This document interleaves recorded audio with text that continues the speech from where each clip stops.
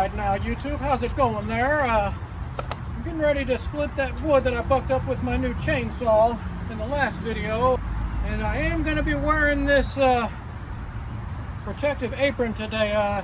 It's got a bunch of buffing compound and things on it, but it might save my clothes all over the front of me. So I do care kind of how it looks, but it is what it is, and it's going to save my clothes. So I know it's not a fashion statement, but it is.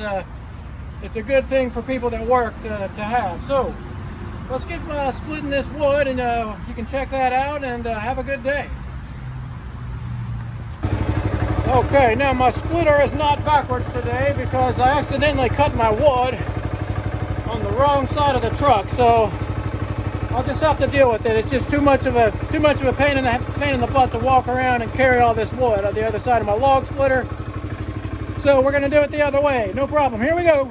Now I do want to mention that as I'm going along here, you may notice that this is some long wood, and it kind of got away from me there today. I was using that new chainsaw with a 28-inch bar, and maybe it was the bar that threw me off a little bit, but I just wasn't eyeballing a good sized piece today, and I don't have any measuring devices on that saw, and I haven't marked the bar with anything to know where 16 inches is. I mean, it may happen that if you measure that bar from the tip, there might be like the S in Stihl or something might be right at 16 inches. I mean, there might be something on the bar already that'll give you an idea, and you don't have to put a mark on it. But those long bars, they are hard to turn around sideways. It's such a long saw that it gets uncomfortable to turn that thing perpendicular and try to measure cuts. You can't even reach that far. But I do have a little 16-inch measuring stick in my truck, and it slipped my mind. I could have brought that little piece of wood out there and measured my wood, but you can see how long those are, and it's not really a problem. That will fit in a fireplace, but if somebody did have a stove, a little tiny stove or something, that's not going to be good wood. But it is some beautiful firewood, and it's just a little bit long. I don't know what it is. It's somewhere probably 19 to 22 inches, probably a few inches too long. But anyways, somebody will like that stuff. I mean, I can fit it in my fireplace.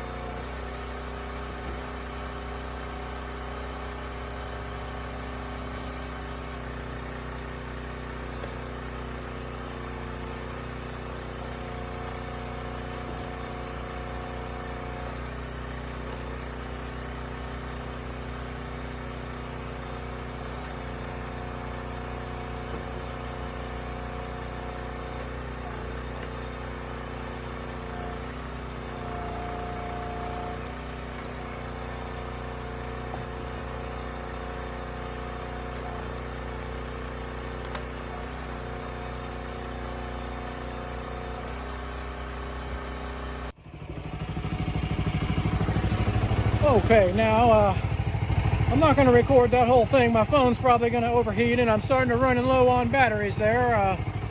So I got wood all down through here now, and that's what I'm going to be splitting. That's what I bucked up in the last video, and there's a lot of walnut and some nice locust logs here and locust down there.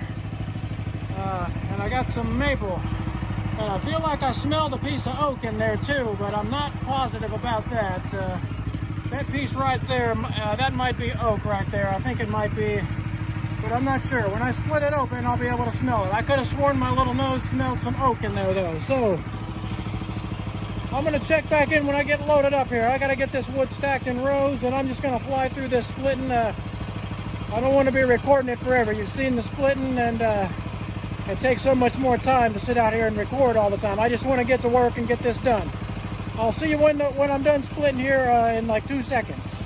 Well, all right now there, YouTube. I got a pretty good load in here. I am burning up. I really just wanted to test my log splitter. That's a really nice load of walnut and maple and locust. Some really good maple. I mean, that might be hard maple. I'm not sure, because it sure is heavier than a lot of the soft maple I've seen, but it's a really good load of wood, and it's not completely full. I do have my gas can, and I do have a big, there's a big pot down in there that has some soil in it, and I want to use that pot and put my little maple tree in it.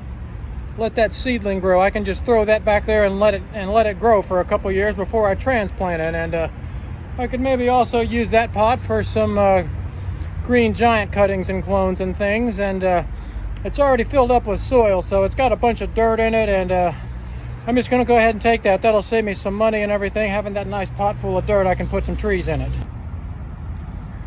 I also wanted to mention that Sinopec oil is really good oil. It's just beautiful. Look how clean and clear that oil is. It's running good. And I put these heavy-duty hose clamps on here instead of the normal hose clamps that everybody uses. And they appear to be working okay, but I just want to say, like, that's a 1-inch clamp, and once you tighten that as tight as it can get, it's done.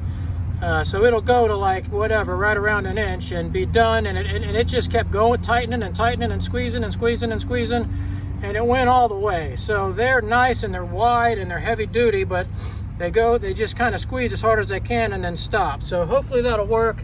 I do have a little leak on that side over there already. It started yesterday, but that will seal eventually. What happened with my old one is it got all clogged up with all that dust and everything you see, and then it ends up melting and baking on there, and it'll seal itself after about 6 months. So the oil's working good. It's nice, pretty clear oil running good.